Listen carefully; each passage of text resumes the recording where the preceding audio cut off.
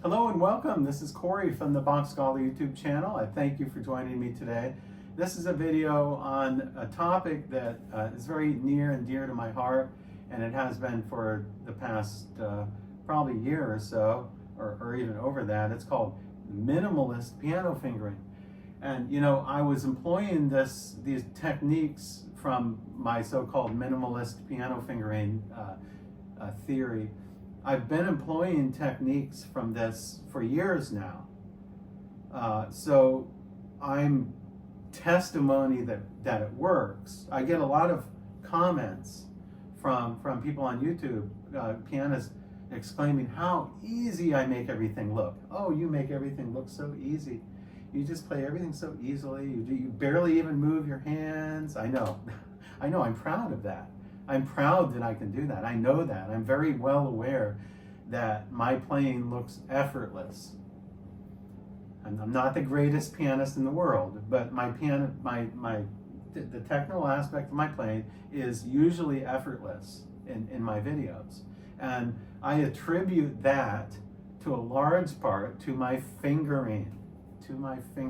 If you employ these fingering techniques into your playing, it takes a while, because if you're steeped in the traditional system, it's a little hard. It might be a little hard to readjust, but once you readjust and start thinking of things differently, then it will be much easier that way, and you will really see progress in your playing. So I want to talk in this video about what minimalist fingering is and why you should use it.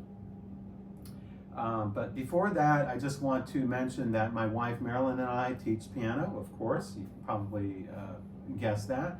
And we have room for new students starting in the fall in September. So if you were any age, child to adult to retiree, we'd be happy to teach you. Just follow the links below this video and find out more about studying piano with either me or my wife Marilyn. This is done either on Zoom or on Skype, remotely from any part of the world. We're experts at this. We've been doing it for I've been teaching remotely since 2012. Okay, that's long before COVID. That's 8 years before COVID. So I was already a master. I was already a veteran at teaching remote lessons 8 years before COVID. Most teachers got into it just from COVID, but I've been on it probably the longest, one of the longest teachers on teaching remotely probably in the whole world. So I'm really proud about that fact. So, advertisement aside. Okay, so the last few videos I've done on the topic of fingering have concerned these three books here, which are all a part of the series called Focus on Fingering. I have a new series, Focus on Fingering. It is a very unique series. I thought it really needed to be done because I haven't seen it, and I haven't seen it anywhere else in books like these. So I wanted to create some sort of a series that would be useful for teachers and students, and also something that I enjoy. I really enjoy this. The whole sort of science and art of fingering on the piano. And so you're welcome to get these books. The latest one here that I published is Clementi's 6 Sonatinas Opus 36, with my new and practical fingerings, incorporating many of these sort of minimalist techniques I'm going to talk about. And there is a new and improved system of scale fingering. This is a very theoretical type book that has all the major and minor fingerings and explains why those fingerings have been chosen. Also, it has 2 octaves of all the scales in all the directions. So that's a very nice book. And then this is a nice little primer book. It's a little shorter, the 12 major scales with new and improved fingerings. This is great for less advanced students and teachers who would like to just get a taste of the new fingering. So you know, this is the whole thing, the whole theory, all 24 major and minor scales. This is just the major scales, and it's shorter, and it's great for beginners because it has some things in there. Okay, enough about those books. Okay, so minimalist piano fingering. First of all, before I go over some concepts, you need to go to my website. Or you don't even need to go to the website. Just go below this video, click on the link that says read blog article minimalist piano fingering. It's really easy. Just go down there, click on that link. That will bring you right to the article. Now this article, I've been writing this article for about a week now, and I've really been brainstorming on it because I am planning probably a book in the near future called Minimalist Piano Fingering, but it all starts with this blog article that's just sort of evolving on my website.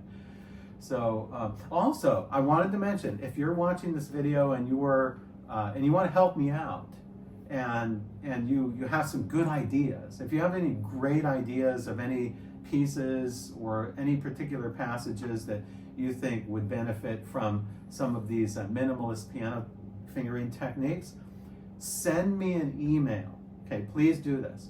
Send me an email and say whatever, say in bar measures such and such in this Beethoven sonata, I think, these fingers would do great here, according to my theory or whatever. And then I'll look at it, and if I like it, I could include that in my article. And when I publish my book, I'll make mention of you in the preface too. So I'm open for ideas. If any of you have ideas, throw the ideas at me, okay? It's not guaranteed that they will all work, but if you're interested in the system of minimalist piano fingering, I want it. It's an open forum. I'm interested in some new ideas coming in from my viewers and subscribers, especially those who are relatively advanced in piano and you can make really great decisions and you think these are great fingerings, and send me an email and I'll check them out and let you know what I think. Okay, so slow down. Okay, minimalist piano fingering. Let's get down to this concept, which is minimal. You can probably guess what it means. It means to simplify things. Let's take the C major scale. Okay, let's take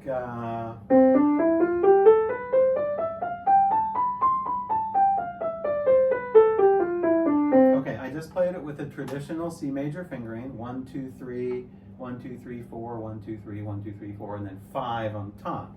I'll do that again, okay?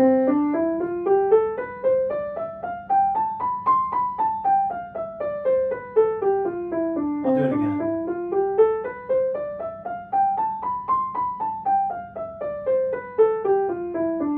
Okay, I've been playing that since I was 7. All right, so it's second nature to me. But there's even an easier fingering. Not for the other scales, but just for C. So if you have all white keys, why don't you try this? Try just playing 1, 2, 3 all the way up. So you'll play 1, 2, 3 5 times in a row, and you'll play 3, 2, 1 5 times in a row going back. So this is what I call a 3-finger scale.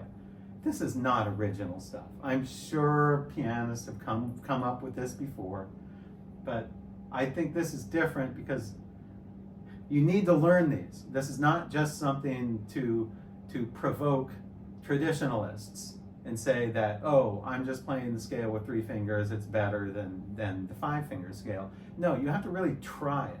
Try it out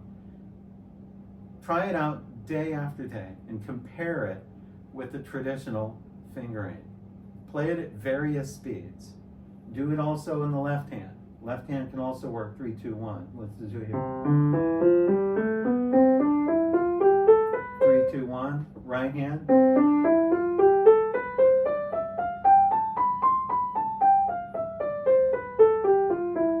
So I'm going 1, 2, 3, 1, 2, 3, 1, 2, 3, 3, 2, 1, 3, 2, 1. I'm only using 3 fingers, okay? So what I would suggest to do if you're interested in learning about minimalist fingering, this is one of the first exercises that I would suggest to do is take the traditional C major fingering, play it through a few times.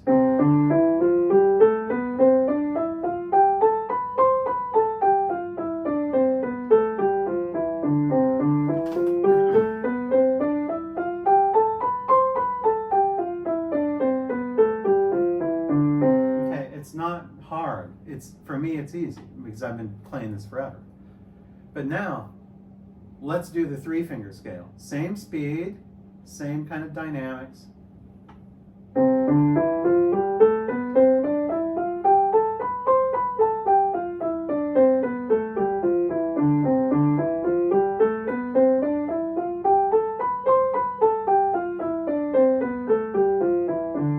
Very nice. It's really easy to control. It's really easy. Do you notice when you play with 3 fingers that the sound is more, I describe it as a more homogeneous sound. Because when you play, if you use the traditional fingering, you're going to run into, you always are going to use at the top, at least, you're going to do 1, 2, 3, 4, 5. You're always going to use 5 at the top. 5 is the most problematic of all the fingers because it's the weakest and it's the slowest, and it's the worst of all the fingers. So if you had to cut off one finger and still play the piano well, it would be 5. Not 1. Definitely not 1. Do not cut off your thumb. Okay, you can't play the piano with these 4 fingers. Well, you could, but not very well. You can be a really great pianist if you lost your 5th finger and all you had was 1, 2, 3, 4.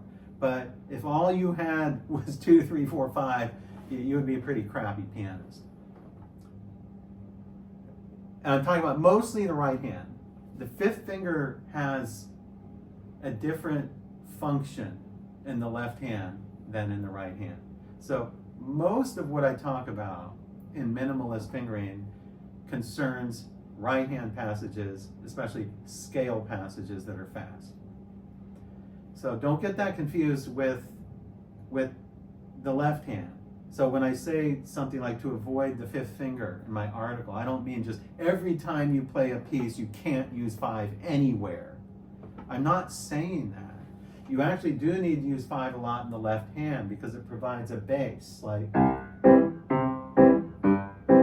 if you're playing just typical, like a boom chuck basses, like a note on the bottom and a chord up here, you need to use 5. You don't have that kind of stuff in the right hand in piano music. So your 5th fingers function differently in both hands. They're not the same.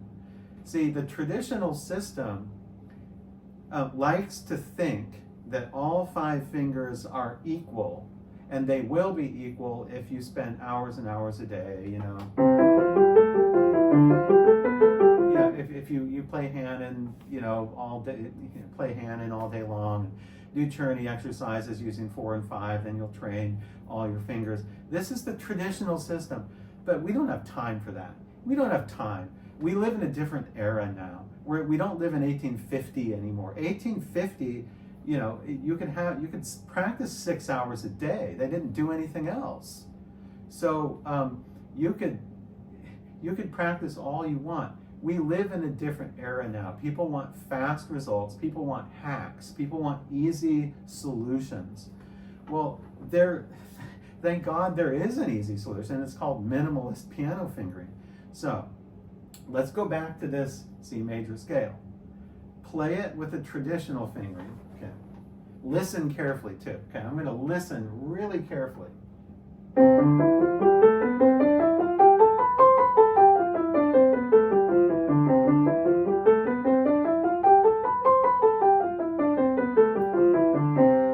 Now 3 fingers.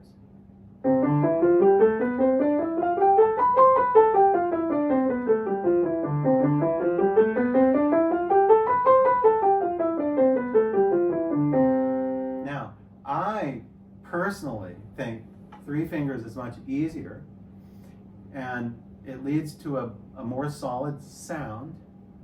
It's easier to crescendo when you get to the top. Notice if you get to the top, say if you want to do a crescendo to the top, which is the natural kind of thing to do, if you use the traditional fingering, you're crescendoing up to the weakest finger. This is problematic because if you're not fully trained, if you haven't been to a conservatory and you're not a child prodigy, you're just a normal person learning piano, that's really hard. It's hard to learn the C major scale with a traditional fingering with 5 and play it really fast. It takes a long time to develop that. So instead of having to develop that for 10 years before you play anything, it's better just to forget all about that and carve up a new system, because the traditional system just requires too much practice. Requires too much practice and too much careful placement of weak fingers.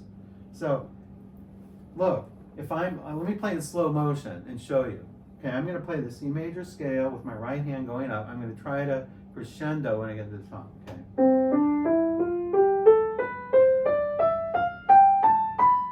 Okay, now, you don't see it, but I feel it. I'm not as strong there. My fifth finger is weak.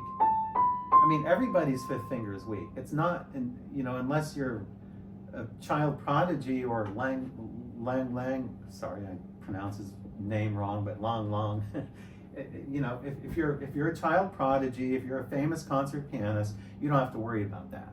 If you're a normal person like 99% of the people playing piano, you have to worry about that. So instead of wrestling with that, instead of trying to train 4 and 5 to be responsive, watch this.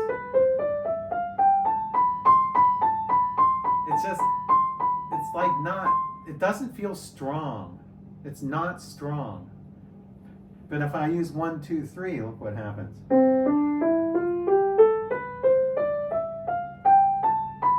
Ah, man.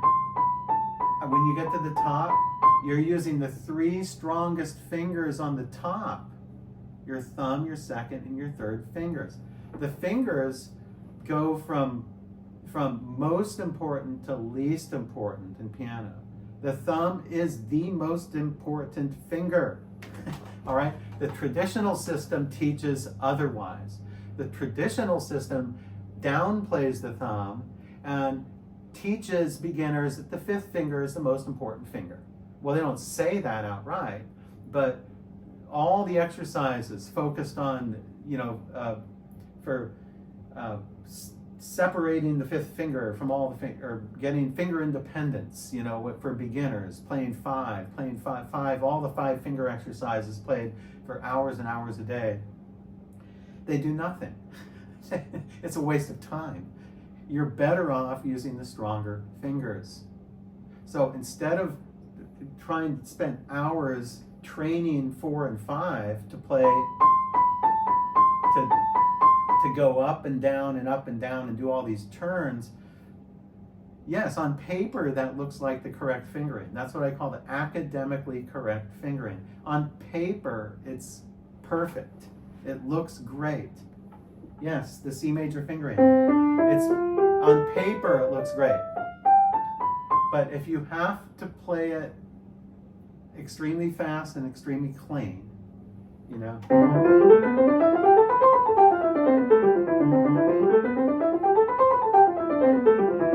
that was 3 fingers. That was 3 fingers. It wasn't 5 fingers. You probably couldn't even see it because it was so fast. Now, what I just played there, I could have never played it that cleanly with the traditional C major fingering. I'll admit it. I know. I've been playing the C major fingering all my life, or at least up until a few years ago. And I've come to the conclusion that it's the most difficult fingering. And why? Okay, when you learn pieces of music, like if you learn, so now let's turn to some music. If we get to something like Clementi sonatinas, why would anyone want to use the hardest fingering?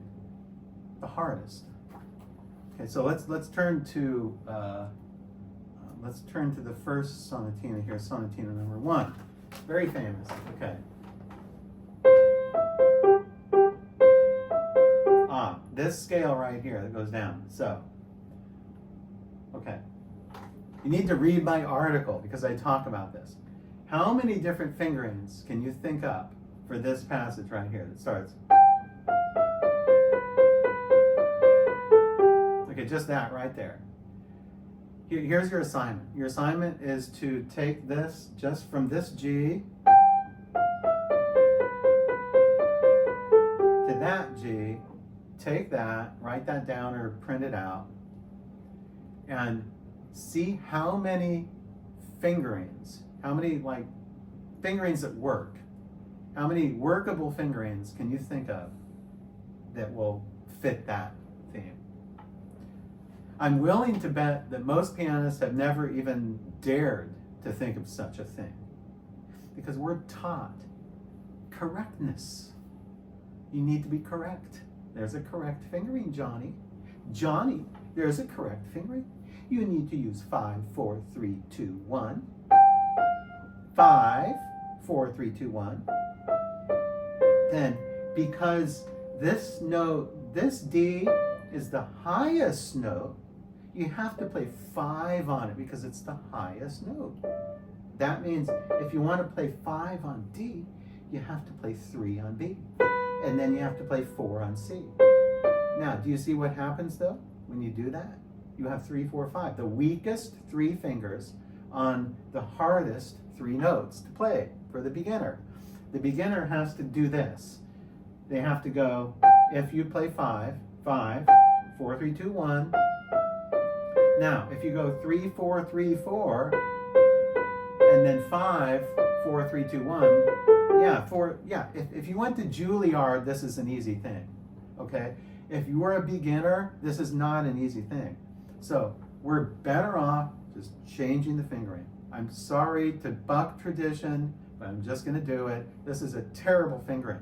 So the traditional fingering here, the one that looks good on paper, oh, we start with 5. There's 5 notes. We use all 5 fingers.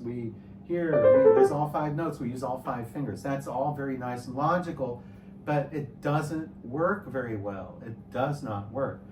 So what you want to do is come up with a list of possible fingerings you can do, and then try them out. And then when you play this, you want to use the easiest one, or the one that is most logical and the easiest. Now, I'll tell you which one I came up with.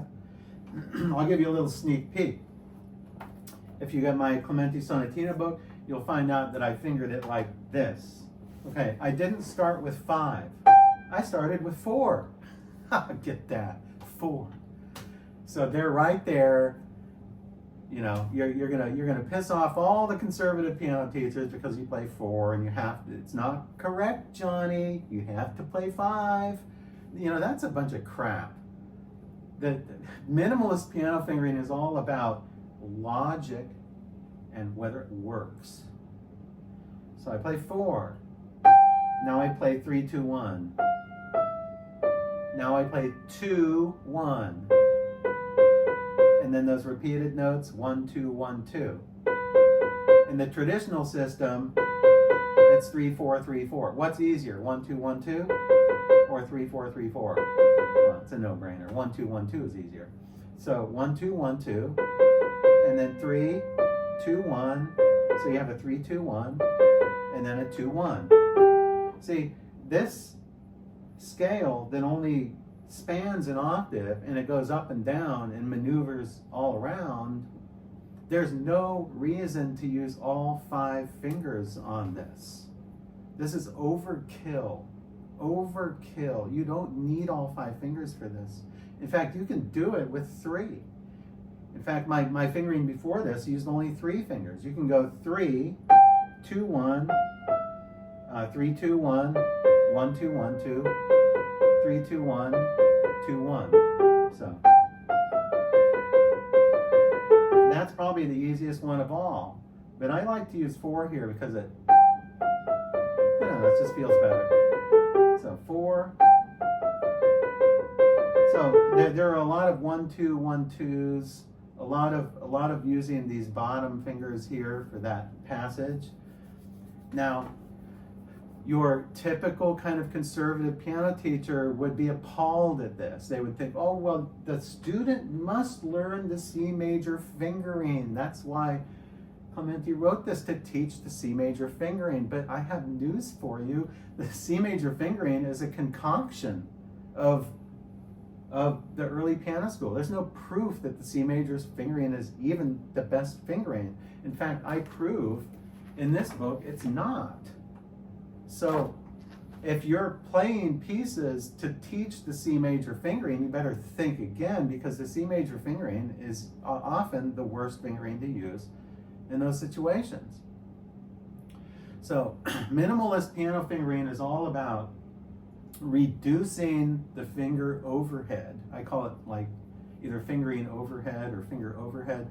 Reducing, the number of fingers you're using for a passage, but not just doing it just to do it, but to do it because it really makes it easier to play.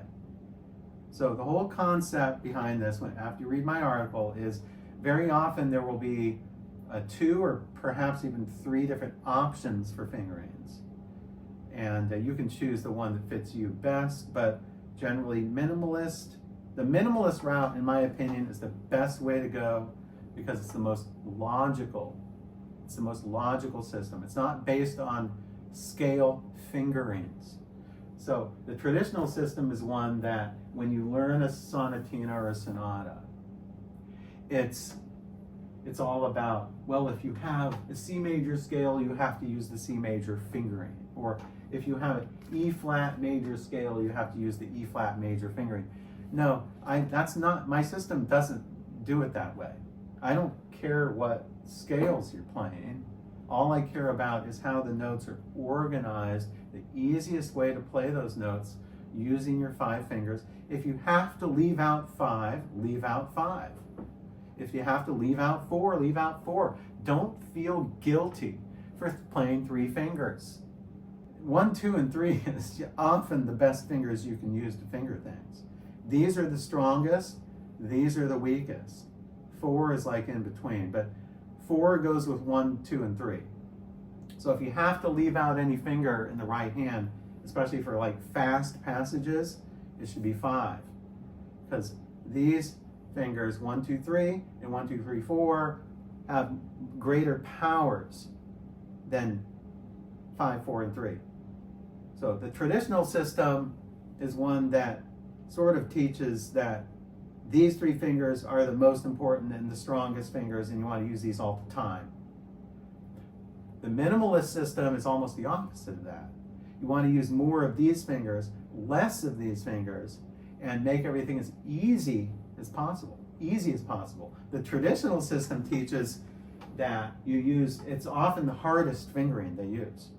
So if you get books by other publishers, that you'll see these ridiculously hard fingerings in there. They use 5 all the time. Beginners can't play it because they don't have 5 trained. And then they wonder why they can't get it up to speed. And the reason is because it's a terrible fingering. You have to use minimalist fingering techniques.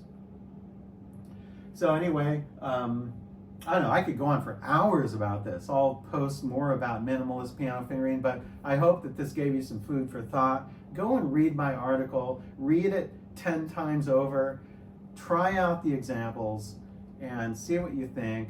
Maybe we'll give you some good ideas. And if you have any great ideas about any passages in music or something like that, email me, definitely. I want to know about these things. I love discovering new things, and I will have more videos like this in the near future and explain all about more aspects of this new concept known as minimalist piano fingering. Be a piano maverick. Piano maverick. That's what you're going to be. You're going to be a piano maverick. You're going to use minimalist piano fingering techniques, and you will benefit from it. You will really benefit. You'll find your playing will get effortless if you use these techniques. Thank you for joining me until we meet again.